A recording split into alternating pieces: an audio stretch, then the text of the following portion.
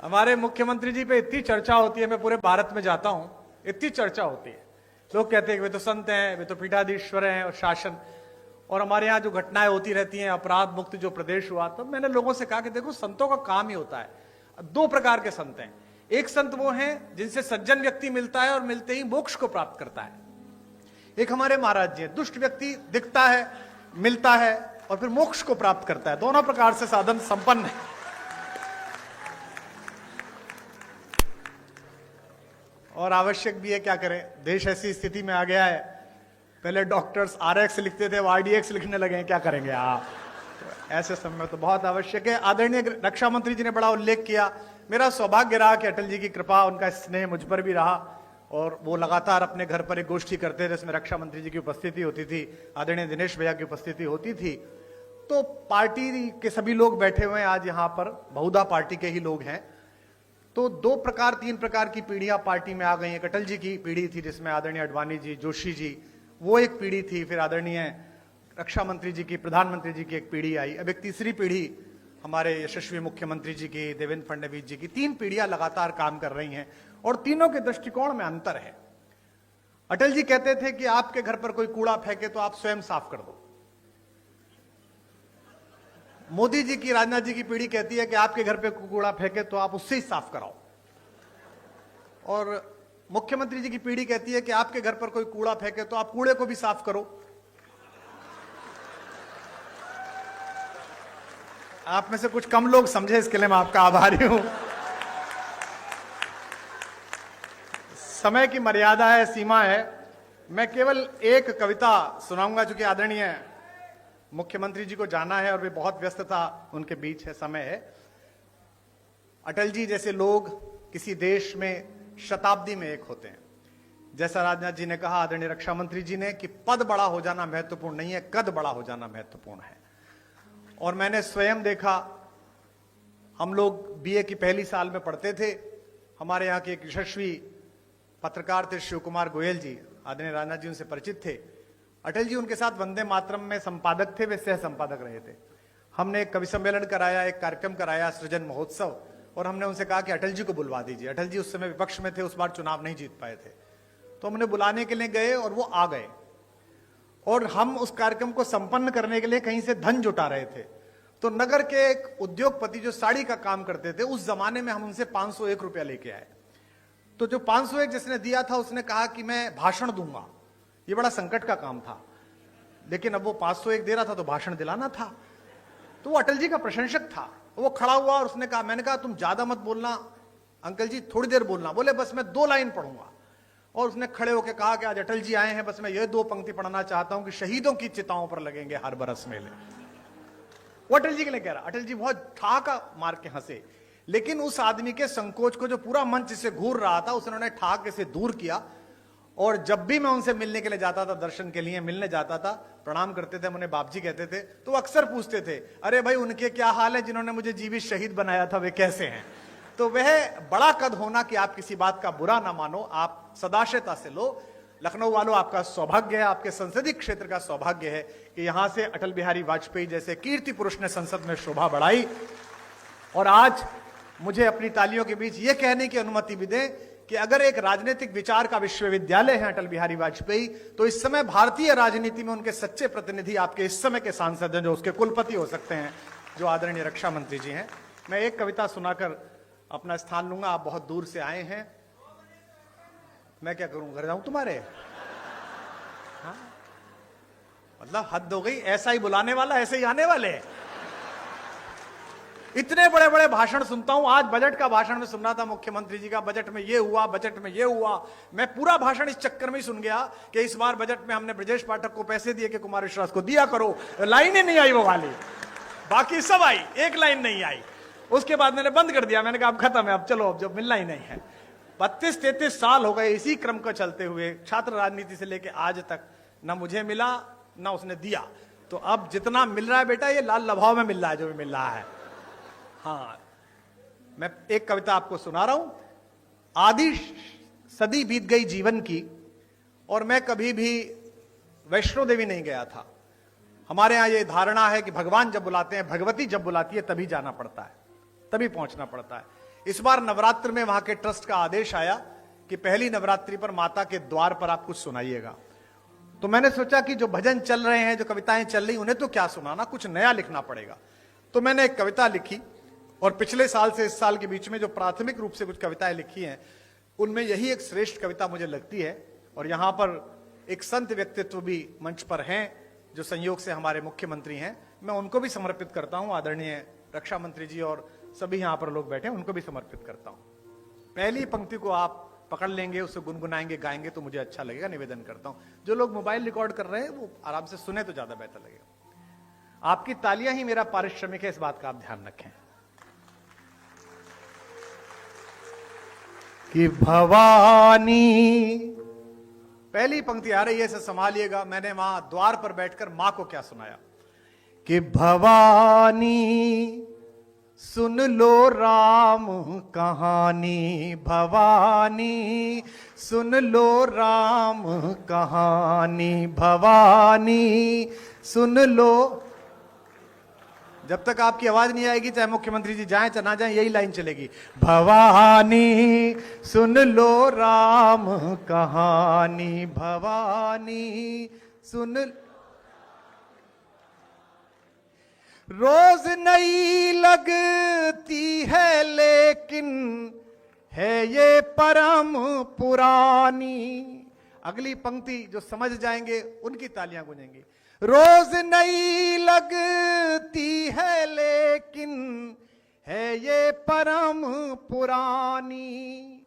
वही कहानी एक जो तुमने, वही कहानी एक जो तुमने दो जन्मों में मानी। भवानी सुन लो राम कहानी, भवानी सुन लो,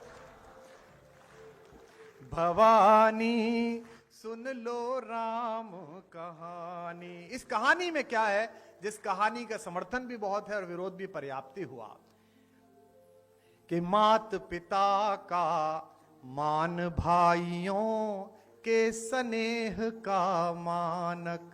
आपकी वाह मिले। मात पिता का मान भाइयों के स्नेह का मानक।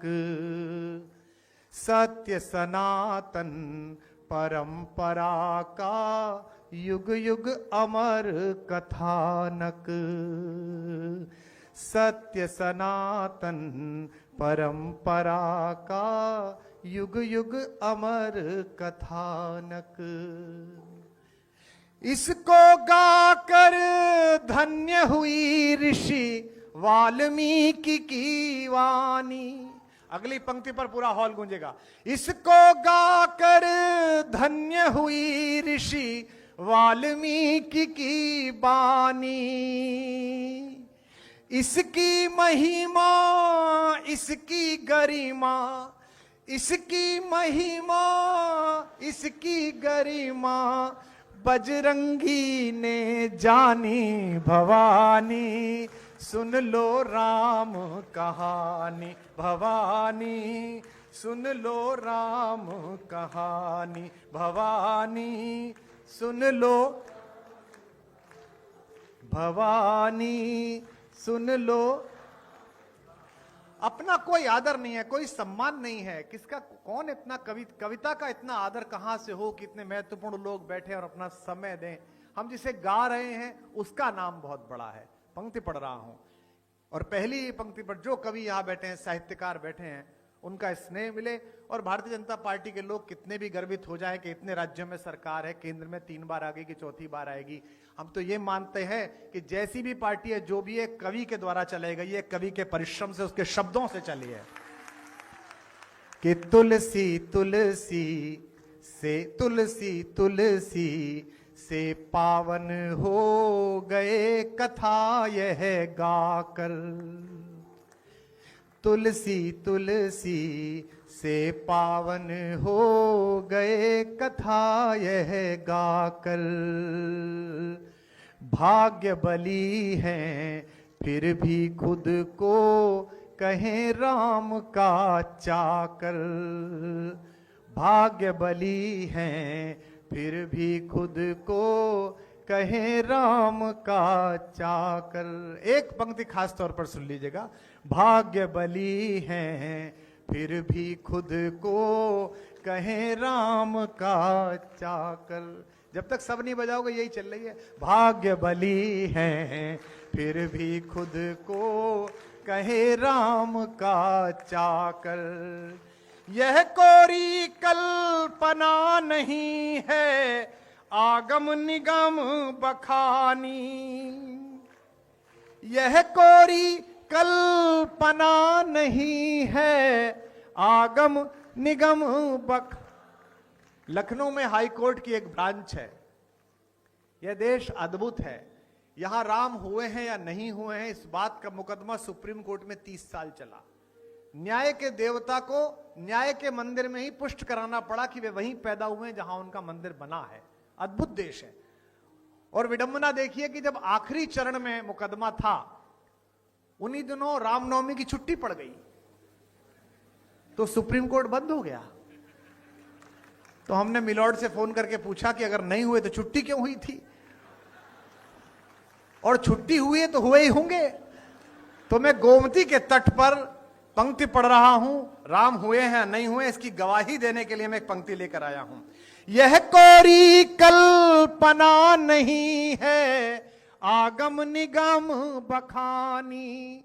अगली पंक्ति का गवाह अच्छा लगे तो उसकी लहरों के समान तालियां उठती देखूं। यह कोरी कल्पना नहीं है आगम निगम बखानी। युग युग से इसका साक्षी है, युग युग से इसका साक्षी है मां सरयू का पानी। भवानी सुन लो नी, भवानी सुन लो, भवानी सुन लो। आपकी आवाज कम आ रही है। भवानी सुन, भवानी।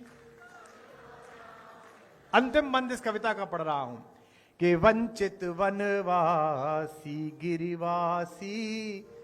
देखिए, नया परिवर्तन होता है सोच में, संस्कार में। वर्षों से चली आई एक पद्धति बदलती है तो चीजें कसमसाती हैं। ये कसमसाहट का दौर है। यहां नए साल पर पहली बार ऐसा हो रहा है कि आगरा में जो एक कब्रिस्तान है सफेद रंग का, उसे देखने जाने की बजाय युवा ज्यादा मात्रा में आगरा तक की बजाय अयोध्या जी जा रहे हैं, वृंदावन जा रहे हैं। परिवर्तन हो रहा है। तो बदलते में देर लगेगी और तर्क का उत्तर दिया जा सकता है, कुतर्क का नहीं दिया जा सकता। जिनको लगता है कि धर्मनिरपेक्ष देश है, इसमें इतना राम क्यों, इतनी रामनवमी क्यों, धर्मनिरपेक्ष है तभी तो सब चल रहा है। अगर राम रिश्तेदार नहीं है, राम पूर्वज नहीं है, तो इतनी सारी क्रिसमस मन रही है, हम ही लोग मना रहे हैं। सेंटा क्लॉज कौन हमारे फूफा जी थे, फिर भी मना रहे हैं ना, इतना अच्छा मना रहे हैं। तो देश में सभी का आदर है। तब कह रहा हूं, निवेदन करता हूं कि भवानी सुन लो, भवानी। कैसी कहानी है। वंचित वनवासी गिरिवासी जिसमें बने सहायक। वंचित, हमारे संजय निषाद जी बैठे हैं, कम हंसा करो। हाँ, अभी वीडियो पे हंस दिए थे, कितना बुरा लगा है थोड़ा। लेकिन ये निषाद हैं, ये मुझसे जब भी मिलते हैं हाथ मिलाते हैं। मैं कहता हूं भाई आपसे हाथ नहीं मिला सकता, आप हमारे बॉस के मित्र के घर से हो। हम तो सेवक लोग हैं, हम लोग तो राम जी के चरणों की धूल के दास हैं। आपने तो उनसे भी वसूल करवा लिया था। तो अगर इस सरकार में वसूल है कर रहे हैं तो इसमें समस्या क्या है। राम जी की सरकार है तो निषाद वसूल कर रहा है, उसमें क्या है। पर मुझे यह पता नहीं था कि एक नाव पार कराने की इतनी बड़ी फीस देनी पड़ेगी कि एक आदमी को मंत्री बनाना पड़ेगा। बताइए कि वंचित वनवासी गिरिवासी जिसमें बने सहायक।